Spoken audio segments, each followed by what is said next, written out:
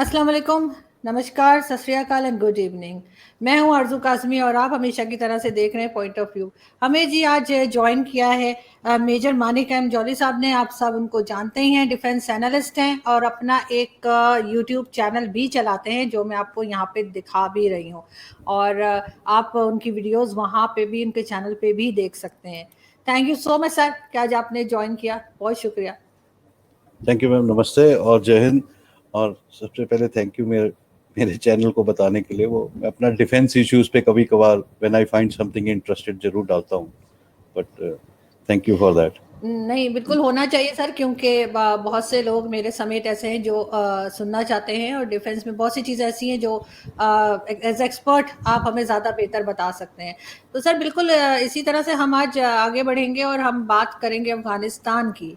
और अफगानिस्तान में कई चीज़ें ऐसी हैं जो हमें अब चेंज नज़र आती हैं, कई जगह पे तालिबान पीछे हटते हुए दिखे हैं। क्या बताएंगे आप, क्या लगता है आपको, क्या सिचुएशन चेंज हो रही है?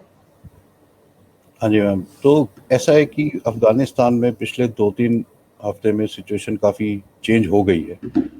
क्या था, आप जब आपके वीडियो पे भी पहली बार जब मैं आया था, मैंने आपको खुद बोला था कि अफगानिस्तान जिस स्पीड से टेरिटरी ले रहे हैं, इट इज़ वेरी श्योर कि वो बहुत जल्दी टेक ओवर कर सकते हैं। लेकिन उस टाइम भी और इस टाइम भी एक इस पूरे में क्रिटिकल एस्पेक्ट ये था कि वो रूरल और रिमोट एरियाज में टेरिटरी ज़्यादा गेन कर रहे थे। तब भी उन्होंने मेजर सिटीज़ की तरफ अटैक करने शुरू नहीं करे थे, और अभी भी उनके पास ऐसा कोई मेजर सिटी है नहीं। पर थोड़े टाइम पहले, पिछले हफ्ते के दौरान, हफ्ते 10 दिन में, उन्होंने हेरात पर जब अटैक करना शुरू करा, और सेकेंडली एक ये चीज़, और दूसरा जब उन्होंने डिफेंस मिनिस्टर के घर सुसाइड बॉम्बर और 4-5 अटैकर्स भेजे, ये दो इंसिडेंट्स ने एक ऐसा आम जनता में जोश ला दिया कि हम अब इनके अगेंस्ट लड़ेंगे, क्योंकि वो होता है ना, this is getting too much. तो जब भी किसी देश में इस तरह का आपस में फैक्शंस लड़ते हैं, जिसको अक्सर हम लोग सिविल वॉर बोलते हैं, तो सिविल वॉर में क्या होता है कि एक मेजॉरिटी ग्रुप दूसरे मेजॉरिटी ग्रुप के साथ लड़ रहा है एक सरकार का कंट्रोल लेने के लिए। लेकिन अफगानिस्तान में ऐसा है कि सिर्फ 50-60 हजार जो ये लड़ाकू हैं, Taliban fighters, under different warlords इकट्ठे होके एक रेडिकल गवर्नमेंट बनाने के लिए पूरे देश के अगेंस्ट लड़ रहे हैं। इनके पास कॉमन सपोर्ट नहीं है, आम जनता कहीं भी इनको सपोर्ट नहीं दे रही, पर ये बाय फोर्स रूल करना चाहते हैं, and with the support from Pakistan, which is मतलब which is not even a point to contest. अभी वो काफी ओपन है। लेकिन बिकॉज अब आपके शहर में कोई 1000-2000 लोग घुस आए बंदूकें लेके, रॉकेट्स लेके, और वो तहस नहस करते हैं, आम आदमी नहीं लड़ सकता, चाहे वो अफगान हो, चाहे इंडियन हो, चाहे अमेरिकी हो, कोई भी हो। इसी कारण बाय फोर्स ये जगहें टेक ओवर करी जाती। और अफगान आर्मी शुरू में इसको कंट्रोल नहीं कर पा रहे थे, क्योंकि जो तालिबान है ये इतनी बिखरे हुए थे, पहले नॉर्थ में, फिर इन्होंने साउथ में, फिर ईस्ट में। जो रूरल और रिमोट और छोटे शहर गांव वगैरह लेने शुरू करे, 3-3.5 लाख की फौज होते हुए भी ऐसा नहीं था कि अफगान आर्मी चारों हर जगह डिप्लॉय हो सके और डिफेंड कर सके। तो इस कारण इन्होंने स्पीड पकड़ ली और इनका मोराल बढ़ता गया। और हमने ये भी देखा था, शुरू में अफगान आर्मी काफ़ी डीमोरलाइज हो गई थी। उनके कुछ फैक्शन तजिकिस्तान भाग गए थे जब वहाँ पे उन पे अटैक हुआ, क्योंकि नंबर्स नहीं थे लड़ने के लिए। लेकिन अब जो है, जब ये अटैक हुआ हेरात पे, तो वहाँ के एक मशहूर लीडर मोहम्मद इस्माइल खान, जो पुराने उनको लाइन ऑफ कंधार बोलते थे और पुराने एक वॉरलॉर्ड थे, उन्होंने खड़े होकर बोला कि मैं, वो 70-75 साल के हैं और इतनी लंबी उनकी दाढ़ी है, बुजुर्ग आदमी है, लेकिन फिर भी वो अपना AK-47 लेके खड़े थे और कह रहे, जब तक मैं हूँ और मेरे लोग हैं, तालिबान हेरात नहीं लेगा। उसने उनके इस स्टैंड ने, वो एक पहली चीज थी जिसने अफगान जनता के दिल में एक जोश पैदा करा। और दूसरी चीज क्या हुई कि जब भी तालिबान या कोई मुस्लिम टेररिस्ट अटैक करते हैं, तो ये आईएसआईएस अटैक करता है, तो हमेशा एक अल्लाह अकबर का नारा लगाते हैं, राइट। अफगान जनता ने, जब ये अटैक हुए, अफगान जनता ने सड़कों पर आकर अल्लाह अकबर का नारा लगाना शुरू करा और ये बोला कि ये नारा तुम्हारा नहीं है, तुम टेररिस्ट हो, ये नारा हमारा है। जो होता है ना फिलोसॉफिकली और थ्योरेटिकली जो एक तरह से एक कंट्रोल होता है किसी वॉर क्राई का, वो कंट्रोल उन्होंने तालिबान से छीन लिया। और इस तरह से चाहे वो रिलीजियस सेंटिमेंट पे हो, चाहे वो नेशनल यूनिटी पे हो, चाहे वो एथनिसिटी पे हो, लेकिन तालिबान के एक स्पोक्स पर्सन ने अगले दिन आके ये बोल दिया कि आप लोग अल्लाह अकबर नहीं बोल सकते, ये हमारा नारा है, क्योंकि आप तो अमरीकियों के दोस्त हैं, आप इस्लाम फॉलो नहीं करते। तो इस सब ने एकदम पूरी अफगान जनता को यूनाइट कर दिया कि यार आप मतलब आप हमें कैसे बोल सकते हैं कि हम ठीक मुसलमान हैं। तो अल्लाह अकबर हमारा नारा है और हम इसी नारे के अंडर लड़ते हुए अब आपसे लड़ाई लड़ेंगे।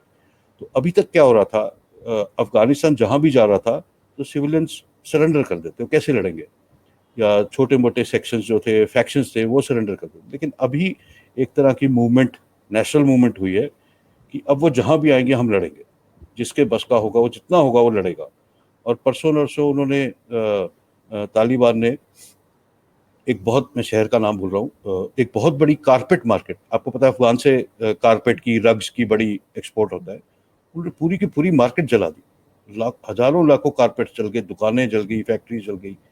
तो जब जैसे वो ऐसी हरकत करते हैं तो आम जनता को समझ आ जाता है कि ये जो सरेंडर है ये विदाउट एनी कंपैशन होगा, मतलब वो हमारी तरफ कोई सहानुभूति या दर्द नहीं दिखाएंगे, वो हमारी दुकानें भी चला देंगे, वो हमारे घर भी चला देंगे, वो इस तरह का रूल लाएंगे कि हमें हर तरह से भुगतना ही पड़ेगा। तो चाहे वो ये फैक्टर हो, चाहे वो फिर से रिलीजियस फैक्टर है वो, लेकिन इस वॉर का रुख अब बदल गया है कि एक तरह से हेरात में, जब एक लग रहा था कि हेरात में एक स्टेज आ गई थी जब लग रहा था तालिबान वो ले लेंगे, और वो एक बहुत बड़ा शहर है, मेजर शहर है अफगानिस्तान का, अगर वो ले लेते तो एक नेशनल जो मोराल होता है ना वो एकदम बैठ जाता है आर्मी का। किसी देश की आर्मी लड़ रही है, उसको पता लगे आपका बहुत बड़ा शहर आप हार गए, तो एकदम सबका मोराल बैठ जाता है। इसको उन्होंने निगेट कर दिया अफगान आर्मी ने और आम जनता ने, कि अब वो उनके ग्रास्प से बाहर है, अब वो हेरात नहीं ले पाए और एकदम tide of war has turned. और सेकेंडली जो अमेरिकन एयर रेड्स हैं, वो फिर से अमेरिका हैज अनाउंस कि we are carrying out air raids, और वो कर रहे हैं, वो बड़ी इफेक्टिव हुई। उन्होंने तालिबान को काफ़ी नुकसान पहुंचाया है। उन्होंने जो इनके ग्राउंड सपोर्ट है, जो ग्राउंड सपोर्ट में एयर रेड्स होती हैं अफगान आर्मी है, बड़ी इफेक्टिवली कैरी आउट करी। तो इस तरह से ये दो चार कारणों की वजह से जो है अभी वॉर का रुख थोड़ा बदल गया है, आर्मी में मोराल आ गया है, नए जोश से वो लड़ाई लड़ रहे हैं। तो पहले जो उनकी जो थोड़ी डिसऑर्गेनाइज थे वो सारा भी सॉर्ट आउट हो गया। आई थिंक अभी तालिबान के लिए रेजिस्टेंस बढ़ती ही जाएगी। तो सर ये दूसरी कंट्रीज जो मिल रही थी तालिबान से, चाहे वो चाइना हो या पाकिस्तान हो, इवन इंडिया से भी लोग मिले हैं, उनसे बात होने की सुना था कि बातचीत कर रहे हैं, वो चीज़ अब रुक जाएगी या वो कंटिन्यू रहेगा? देखिए मतलब दो, एक्चुअली आपने तीनों बहुत अच्छे नाम लिए, इंडिया, पाकिस्तान, चाइना। ये तीनों अपने अपने लेवल पे तीन लेवल ऑफ एसोसिएशन दिखाते हैं। लेट्स से सबसे पहले इंडिया। इंडिया ने कहा है कि, तो इंडिया में दो तरह के लोग हैं, एक बोलते हैं हमें तालिबान से अभी बात करना चाहिए, क्योंकि अगर लग रहा है कि वो सरकार बना देंगे तो ऐसा ना हो हम इतने लेट हो जाएं, फिर जैसे 1996 से लेकर 2000 तक वो ब्लैक होल बन गया था हमारे लिए, ना डिप्लोमेट, ना एम्बेसी, ना काउंसलेट, हमें पता नहीं था किससे बात करनी है, क्योंकि उससे पहले भी हमने तालिबान से बात नहीं करी थी। उस चक्कर में पाकिस्तान ने पूरा कंट्रोल ले लिया था। तो वो अब नहीं होना चाहिए।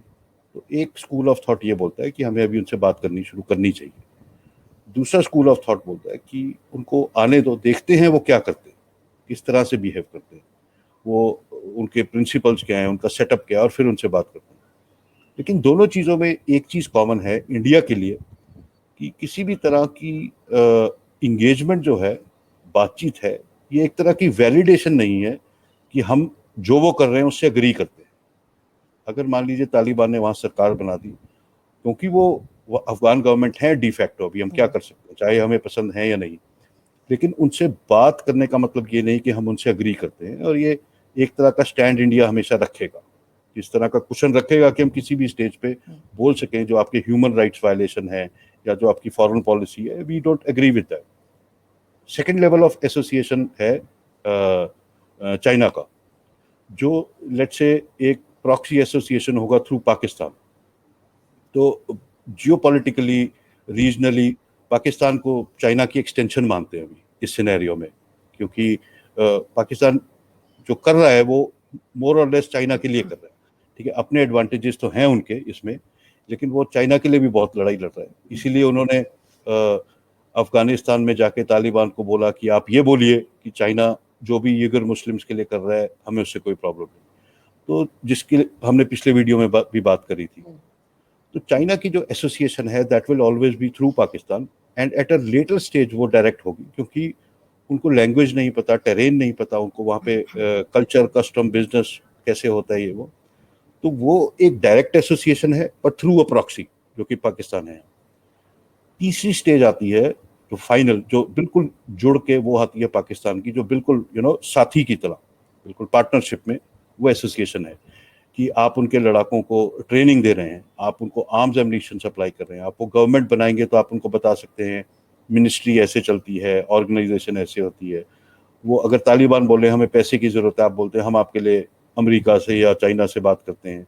आप बहुत ही डीपली इन्वॉल्व हैं तालिबान के साथ पिछले 20-30 साल से। तो ये जो 3 लेयर्स ऑफ एसोसिएशन है, ये तीनों अलग अलग काम करती हैं और तीनों के उसी तरह अलग अलग इम्पैक्ट होंगे। अगर कल को तालिबान फेल होता है तो अब तो ग्लोबली ओपन हो गया है, मतलब इवन रीजनल ग्लोबल लीडर्स हैं, ग्लोबल डिप्लोमेट्स हैं, उन्होंने साफ बोलना शुरू कर दिया कि आपको तालिबान को कंट्रोल करना है तो पहले पाकिस्तान को कंट्रोल कीजिए, राइट। जिसमें आपके पॉलिटिशियंस नाराज होकर फिर जवाब भी देते हैं।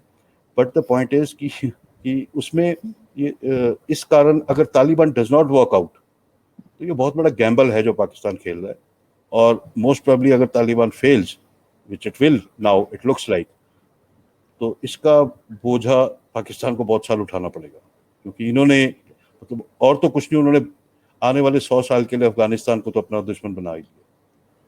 बिल्कुल, लेकिन जैसा कि आप कह रहे हैं कि तालिबान अब अभी फ़िलहाल पावर में आते हुए लगते नहीं हैं। इनको जो गवर्नमेंट है उसने कंट्रोल किसी हद तक कर लिया और आगे भी शायद कर ले। वैसे बहुत से लोग अभी भी पाकिस्तान में ऐसे हैं जो तालिबान को सपोर्ट नहीं करते और टेररिस्ट ही माना जाता है उन्हें। लेकिन अगर वो नहीं आते पावर में, जो कि आई विश के ना है, और यही गवर्नमेंट चलती रहे, तो क्या ये गवर्नमेंट जैसे आप कह रहे हैं अगले 100 साल पाकिस्तान के साथ नाराज रहेगी, या कहीं ना कहीं जाके कुछ ना कुछ डिप्लोमेटिक वे में बात होगी और कुछ सेटल डाउन होने के चांसेस हैं? मतलब 100 साल तो it's like a random figure to say, नहीं कहते 100 साल के चलिए, अगर 100वें 10 साल साल बोले। भी आप कहते हैं, अगर आप 10 साल भी हाँ, कहते हैं, तो मतलब वो भी इससे ज्यादा बहुत होगा क्या, वो भी बहुत नुकसान करेगा ना, पाकिस्तान के लिए तो नुकसान है अगर अफगानिस्तान नाराज हो। क्योंकि तालिबान ने ना अफगानिस्तान, मतलब आप सोचिए उन्होंने आम जनता का इतना बुरा हाल कर रखा है, जिस ब्रुटैलिटी से वो लोगों को मारते हैं, जिस तरह से वो कंट्रोल करते हैं, जिनकी घर दुकान जला दी, इनके साल, मतलब जिस आदमी की वो लगा लीजिए कारपेट का बिजनेस होगा, फैक्ट्री होगी जहाँ 50 लोग काम कर रहे होंगे, उसे जला दिए सारे कारपेट और फैक्ट्री, वो कहाँ जाएंगे, कहाँ से रोटी खाएंगे? वो लोग कैसे पाकिस्तान को कभी माफ कर देंगे? कि क्योंकि आप उनको डायरेक्टली सपोर्ट करें, और आपकी ये गवर्नमेंट नहीं, पहले से भी 90 से आपने अपना जो सपोर्ट है अच्छे से एक्सटेंड किया है। तो बात की, अगर आप किसी से दोस्ती करते हैं और सरेआम करते हैं और आपका दोस्त पकड़ा जाता है कुछ गलत काम करते हुए, तो आपको भी तो उसका वो जो कहते हैं ना खामियाजा भुगतना तो पड़ेगा ही। और इसमें जो पीपल टू पीपल रिलेशनशिप है ना, उसको नहीं माना जाता। आई एम श्योर सारे पाकिस्तानी ये नहीं चाहते थे कि परवेज मुशर्रफ कारगिल की चढ़ाई पे चढ़ के इंडिया से लड़ाई कर दे, राइट। पर बात ये नहीं होती आप और मैं क्या सोचते हैं, हम आम नागरिक हैं, तो सरकारें क्या करती है वो ज्यादा इंपॉर्टेंट होता है। कि आपकी सरकार ने हमला कर दिया, बाद में हार के अपना जनता के आगे नाक भी कटवानी पड़ी। तो इसमें आम जनता ना तो पहले लड़ने गई थी और ना ही वहां हारी, लेकिन गवर्नमेंट्स क्या करती हैं उनसे इफेक्ट होता है। तो आपकी गवर्नमेंट बहुत डीपली इन्वॉल्व है, और वो आने वाले टाइम में तालिबान, जैसे मैंने बोला कि अभी लग रहा है कि तालिबान नहीं सक्सीड कर पाएंगे, बट देन पता नहीं होता है आगे क्या होता है, फ्यूचर तो कोई प्रेडिक्ट नहीं कर सकता। लेकिन अगर वो सक्सीड नहीं कर पाते तो नेचुरली उसका इम्पैक्ट पाकिस्तान पे भी काफ़ी सीवियर आएगा, क्योंकि आपके जैसे NSA है, वो मुईद यूसुफ, वो तो पहले जो आपके इमरान खान ने बोला था एब्सोल्युटली नॉट, बेस नहीं देंगे, और अब वो बोल रहे हैं कि वो बेस वेस छोड़ो, हमें फ़ोन तो कर दो। ही इज क्राइंग कि हमें तो फोन भी नहीं आया। तो एक तरह की ये इंटरनेशनली लोग देखते हैं किस तरह की इमेच्योर डिप्लोमेसी है। वो थोड़ी है कि आपकी गर्लफ्रेंड नाराज होकर चली गई तो तू नहीं, मेरे पास चाइना है, यहाँ ऐसे थोड़ी चलता है इंटरनेशनल डिप्लोमेसी में।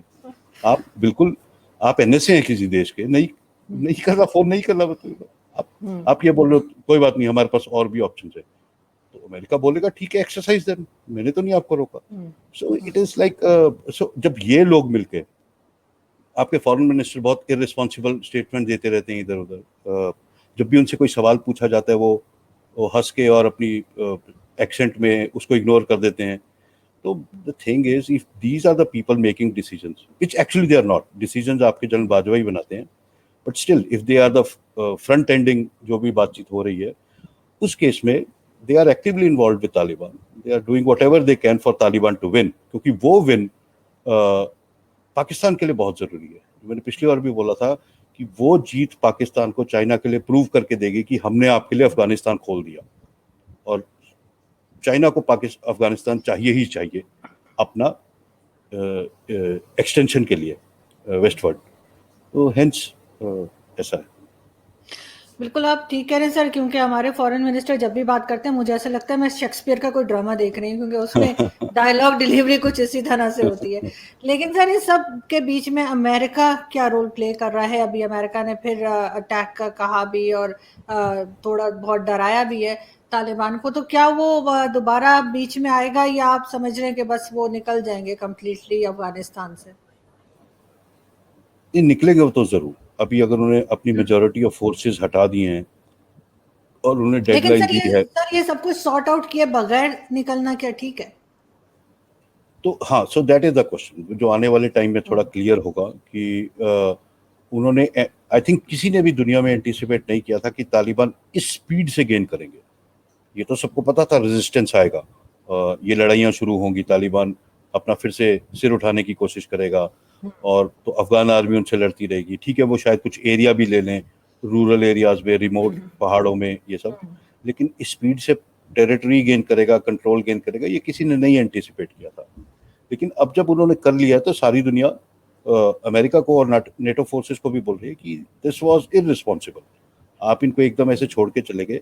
और एक एक चीज और है जो अक्सर लोग जो अफगान आर्मी अभी बनी हुई है वो काफी अमेरिका की ट्रेन करी हुई है, राइट? अगर मान लीजिए आप मेरे टीचर हैं तो आप मेरे को उसी तरह ट्रेन करेंगे ना जैसे आपको आता है। तो इसी कारण अफगान आर्मी जो ट्रेन हुई है वो नॉर्मल जो इन्फेंट्री ऑपरेशंस हैं, मिलिट्री के ऑपरेशंस हैं, स्पेशल फोर्सेस के ऑपरेशन, वो जैसे अमेरिका करता है उस ढांचे में तैयार हो। उस ढांचे को सपोर्ट करने के लिए अमेरिका जो है बहुत ही equipment heavy, technology heavy army है। उनके बैटल प्लान में ऐसे होता है, एक आदमी भी अंदर भेजने से पहले 500 मिसाइल जाएंगी, 10 बार एयर रेड्स होंगी, आर्टिलरी होगी, नेवल्स गन फायर करेंगी, तब जाके वो एक टैंक आगे भेजते हैं। Safety first. Afghan army afford नहीं कर सकती क्योंकि आपके पास इतना कुछ नहीं है। तो पढ़ाई तो आपने उनको कुछ और पढ़ा के ट्रेन कर दिया, लेकिन उनसे क्वेश्चन किसी और चीज का आ गया पेपर में, इस तरह से। तो अफगान आर्मी जो है is finding it challenging because of how they have been trained, और धीरे धीरे वो उस ठीक पैटर्न में आ रहे हैं समझने के लिए, अपने आप को ऑर्गेनाइज कर रहे हैं। इसी कारण वो जो ये मई से लेकर अब तक जो टाइम लगा उनको अपने आप को ऑर्गेनाइज करने में, कोऑर्डिनेट करने में, ये वो टाइम था। तो अब जो है जैसे जैसे उनकी कैपेबिलिटीज, सेल्फ कैपेबिलिटीज बढ़ती जाएंगी, वैसे वैसे तालिबान को रेजिस्टेंस होता जाएगा। और ये जो है जब ये रेजिस्टेंस अफगान आर्मी की तरफ से बढ़ता जाएगा, आप देखोगे कि अमेरिकन सपोर्ट बढ़ेगा। इट इज, अगर अफगान आर्मी बुरी तरह हार रही होती, अगर अभी तक उन्होंने हेरात, कंधार, काबुल खत्म होने वाला था, अमेरिका उसमें नहीं घुसता। क्योंकि वो होता है कि एक स्टेज आ जाती है जब आप चीज बिल्कुल हार चुकी है, आप उसमें कितना भी एफर्ट डालो वो वापस नहीं आ सकती। लेकिन अफगान आर्मी ने, एक अफगानिस्तान के लोगों ने एक उनको दिखाया कि अगर हमें थोड़ा सा भी सपोर्ट मिल जाए हम इसका रुख बदल सकते हैं। इस कारण America will continue to support, और हो सकता है उनके कुछ element, specially air elements, air force वाले बोले कि हम 1-2 महीना अपनी एक्सटेंड करेंगे, और we will continue to support Afghan army till the time Taliban is crushed in a very solid manner. तो इट इज पॉसिबल, और लेकिन वापस कोई नहीं आएगा और सही। एक्स्ट्रा ऐड नहीं होगा उसमें। हाँ जी। बिल्कुल ठीक। सर लास्ट में मैं आपसे ये भी पूछना चाहूँगी कि अब पाकिस्तान में तो ये इम्प्रेशन है कि हम अमेरिका के कहे में चलते हैं, अमेरिका के प्रेशर में रहता है पाकिस्तान। लोन्स हो गया, IMF हो गया, जो मर्जी कह लें, FATF हो गया। तो फिर ऐसा कैसे है कि अगर अमेरिका पसंद नहीं कर रहा फिर भी पाकिस्तान तालिबान को सपोर्ट कर रहा है? ऐसा इम्प्रेशन क्यों है, या ऐसा कैसे हो पा रहा है? ये जो हमारा रीजन है ना, ये बहुत ही कॉम्प्लिकेटेड रीजन है। इसको इसको समझना, जैसे मिडल ईस्ट बहुत कॉम्प्लिकेटेड रीजन है, वैसे ही ये जो साउथ एशिया है और स्पेशली अब जो है बहुत ही कॉम्प्लिकेटेड रीजन हो गया। जैसे मान लीजिए जो अफगान आर्मी है वो लड़ रही है तालिबान से, और Taliban hard core radical Sunni है, राइट। तो वो जब भी जैसे उनको शिया दिखते हैं या हजारा दिखते हैं, जो अफगान शियाज हैं उनको मार देते हैं, राइट। उसी तरह जो ईरान है वो एक तरह से शिया गवर्नमेंट है, तो टेक्निकली उनको इनसे लड़ना चाहिए था, तालिबान से, राइट। लेकिन जब अमेरिका आया उन्होंने उनको सपोर्ट किया तालिबान को, लेकिन जब अब अमेरिका चला गया तो शायद वो इनसे लड़ाई शुरू करते हैं दोबारा। तो अमेरिका की जो प्रेजेंस थी वो पाकिस्तान जो था, पाकिस्तान ने जो अमेरिका की प्रेजेंस बढ़ाई, सपोर्ट दिए, बेसिस दिए, वो ईरान के लिए भी बहुत बड़ी प्रॉब्लम थी और रशिया के लिए भी। तो उनके लिए जो पीछे से अब तालिबान को सपोर्ट था, बोथ ईरान एंड रशिया के, इट वाज मोस्टली बिकॉज कि वो चाहते थे अमेरिका इस रीजन से बाहर निकल जाए। अब अमेरिका इस रीजन से बाहर जा रहा है तो अगला नंबर पाकिस्तान का है, जिन्होंने ये सारा सपोर्ट करा तो, और तालिबान को सपोर्ट करा। अब रुख कैसे रहेगा? अब फिर से शिया सुन्नी की लड़ाई बीच में आएगी कि जो डिफरेंसेस हैं वो आएंगे, उभर के आएंगे। तो इस कारण से पाकिस्तान को ये स्टेप लेना पड़ेगा ये कि अब मैं किस तरफ जाऊं। तो पाकिस्तान का ईरान के साथ वैसे भी कभी नहीं बनी, लेकिन अमेरिका से बननी बंद हो गई है। तो उसके पास वही, मैंने आई थिंक पहले दूसरे वीडियो में बोला था कि पाकिस्तान के पास अभी चॉइसेस आ गई, चॉइसेस पहले नहीं होती थी। तो पहले उसको चाहे, मतलब पहले पाकिस्तान के पास चॉइसेस की लिमिटेशन इतनी कम थी कि एक साल पहले, एक दिन पहले, हफ्ता पहले वो जिन तालिबान के साथ मिलके सब कुछ करवा रहे थे, 9/11 के अगले एक हफ्ते में उनको उन्हीं तालिबान से लड़ना पड़ रहा था, US फोर्सेस के साथ। इसीलिए अभी क्योंकि पाकिस्तान के पास चाइना है, तो जो वो सब कुछ अमेरिका के कहने पे होता था वो थोड़ा फेड होता जाएगा, और पूरा हो भी सकता है, क्योंकि जो अगर अमेरिका आएगा तो उससे, अगर अमेरिका की बात आप सुनेंगे तो उनकी जो डिमांड्स होंगी वो आपके ओवरऑल चाइना के साथ जो दोस्ती है उसमें फिट नहीं बैठेंगे, जिस तरह का सपोर्ट अमेरिका को चाहिए इस रीजन में।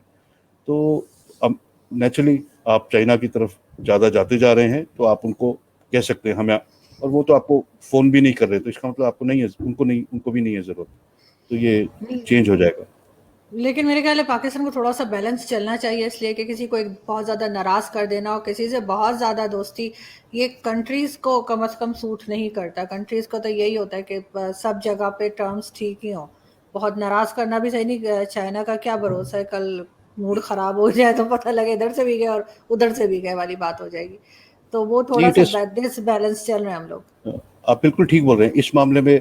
मतलब ये नहीं कि मैं इंडियन हूँ, पर मैं इंडिया की हमेशा इस बात से, जियोपॉलिटिकली हमारे डिप्लोमेट्स, हमारे मिनिस्टर, चाहे कोई भी सरकार रही हो, लेकिन उन्होंने इतना अच्छा बैलेंस रखा है हमेशा। चाहे वो, हमने पैलेस्टीन का भी, पैलेस्टीन जब इंदिरा गांधी जी थी उन्होंने PLO को भी रिकॉग्नाइज किया, सपोर्ट दिया, लेकिन हम इसराइल के भी दोस्त रहे, आप सऊदीज के भी दोस्त थे, आप पाकिस्तान के भी दोस्त थे, आप ईरान के बहुत अच्छे दोस्त थे, हम रशिया के भी थे, अमेरिका। ये डिप्लोमेसी होती है कि आप उसको, आप बोले कि मैं न्यूट्रल हूँ, मैं अपने काम से काम रखूंगा और जहां आप गलत बोलेंगे बोलो। पाकिस्तान इसको एक्सट्रीम पे ले जाता है, इतने एक्सट्रीम पे कि बिल्कुल ही होता है ना कि अब मैं इतना डिपेंडेंट हो गया हूँ आप पे, मेरे को आपकी इतनी ज़रूरत है कि आप जो बोलोगे मैं करूँगा, क्योंकि अब मैं अपने पाँव पे खड़ा नहीं हूँ। तो उस कारण से आपको, आपकी जो दोस्ती भी होती है वो इतनी, मैरिज ऑफ कन्वीनियंस जिसको बोलते हैं, कि बस किसी तरह मेरे को इनके पैसे मिल जाएं, आप चाहे हमारे बेस ले लो और चाहे हमारा पोर्ट ले लो, चाहे हमारे फौजी ले लो, तो आप दूसरों की लड़ाइयाँ लड़ने भी अपने फौजियों को भेज देते हैं। So it is only because आपने डिपेंडेंसी इतनी बढ़ा रखी है। आपने हमेशा छोटा शॉर्ट टर्म सोचा कि अभी मेरे को किसी तरह $5 बिलियन मिल जाए, बात की बाद में देखेंगे। जबकि इंडिया ने हमेशा सोचा कोई बात नहीं, 1-2 साल और मुश्किल काट लेते हैं, लेकिन हम इस ट्रैप में नहीं फंसेंगे, और रिजल्ट सबके आगे। बिल्कुल आप ठीक कह रहे हैं, क्योंकि हमारे एक बड़े ज़बरदस्त जर्नलिस्ट हैं वसतुल्ला खान साहब, जो अच्छा। कि डॉन टीवी पे शो भी करते हैं और बीबीसी के लिए लिखते भी हैं। उन्होंने कहा भी है एक दो बार कि हमें, यानी पाकिस्तान गवर्नमेंट की बात वो कर रहे थे, एस्टैब्लिशमेंट की, कि इनको बैठने के लिए कहते हैं तो ये लेट जाते हैं। तो वो हाँ, वाला का जो है ना मुझे बड़ा पसंद है कि वाकई में कोई कंट्री हमें बैठने के लिए बोलता है तो पाकिस्तान लेट जाता है सामने के, ठीक है ठीक है। तो वो थोड़ा एक दो स्टेप और आगे चले जाते हैं। तो बिल्कुल उसमें थोड़ा सा हमें बैलेंस रखने की ज़रूरत है। Thank you so much sir कि आज आपने ज्वाइन किया। ठीक है आपसे मैम। फिर नेक्स्ट वीक फिर मुलाकात होगी। अपना बहुत ख्याल रखिएगा। Thank you. Thank you, thank you. Thank you. जय हिंद।